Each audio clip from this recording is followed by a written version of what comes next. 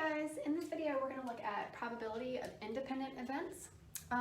So independent events are basically successive events, multiple events happening where one does not depend on the other. So for example, you're taking a test and you answer one question, you answer the next question. One question doesn't depend on the other. Another example is, we're going to look at an example with the drawer of socks, where we're going to take a sock out, put it back, draw again, take it out, put it back, and we want to know the probability of certain things happening there. Because you're putting that sock back, you're starting with the same number of socks each time you draw, so each event is independent of the next. Just to describe the difference between that and the alternative, if in this case, and we're not going to look at this now, but in this case, if you were taking socks out and keeping them out, then that would be an example of one that was not independent, because the next time you draw, there's not the same number of socks. You have one less sock than you started with.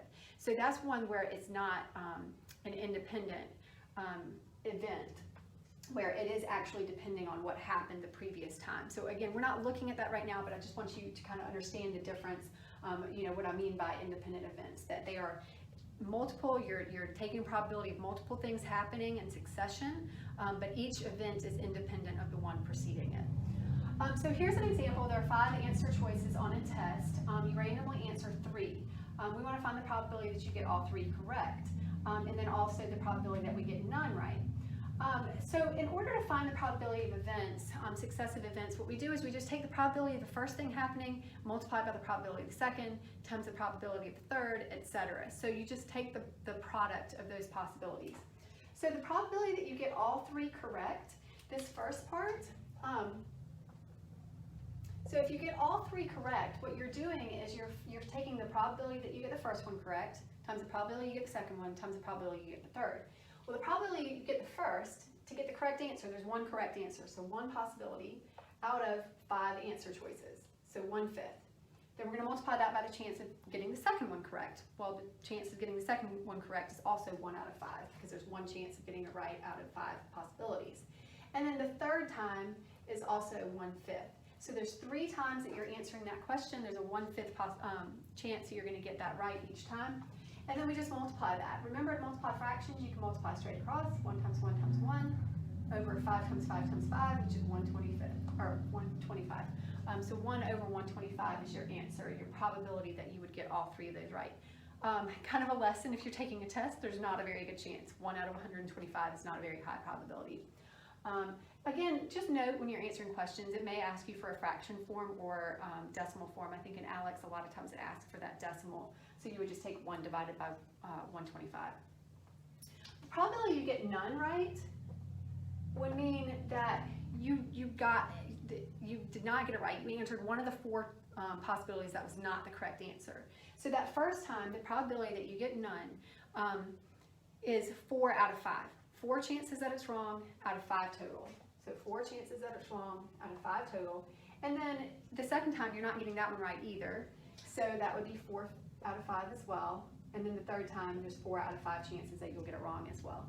So then you just multiply that straight across. 4 times 4 times 4, 64. Out of 5 times 5 times 5 is 125. There are some possibilities in between here. If I wanted to know what's the chance that I get the first one right, the second one wrong, and the third one right. So we'd have the probability of getting it right would be 1/5 times the probability of getting it wrong. The next one wrong would be 4/5, and so forth.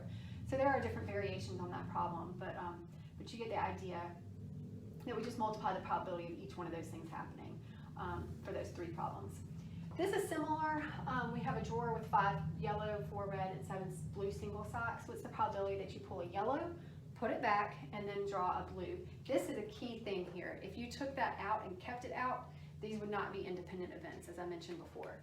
So, so this is key here. But we're going to pull a yellow. The probability that we pull a yellow is 5 out of the total. Here, let me write this down real quick. So it's just going to be the probability that it's yellow times the probability of drawing the blue. And the probability that it's yellow is going to be 5 out of the total, which is, there's 5 plus 4 is 9, plus 7 is 16, times, and then the probability that's blue, you have 7 blue socks out of the total 16. And then we can just multiply those together. 5 times 7 is 35.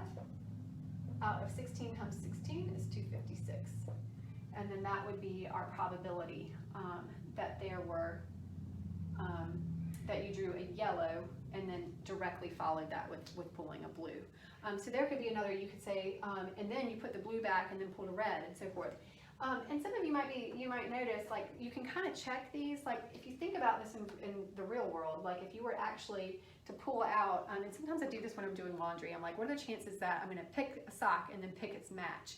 And it seems to never happen. But what you can do is kind of think of it in terms of like, okay, well, I've got a drawer with 16 socks. The chance that I pull a yellow, decent, 5 out of 16. Chances that you pull a blue, pretty decent, 7 out of 16. But to do one directly followed by the next, then your probability does get a little bit lower, that those things would happen in succession. So it kind of makes sense that this isn't a super high probability.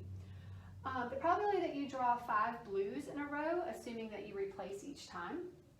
So if you pull 5 blues, that means, how many, 7 blue out of the 16. That's how many would, that's the probability for drawing it once. Now if you put it back and do it again, and then put it back and do it again, and you do this 5 times, then you're taking 7/16 times 7/16 times 7/16 5 times, which is really just 7/16 to the 5th power. So if you're wanting to know the probability of something happening a certain number of times, then it would be to whatever that power is, if it's the same probability each time, which it is. So again, you could type this in your calculator as a fraction, 7/16, just make sure you put that in parentheses, or change it to a decimal first, then raise it to the 5th power, and that's how you would get your decimal there. So that's it for independent events.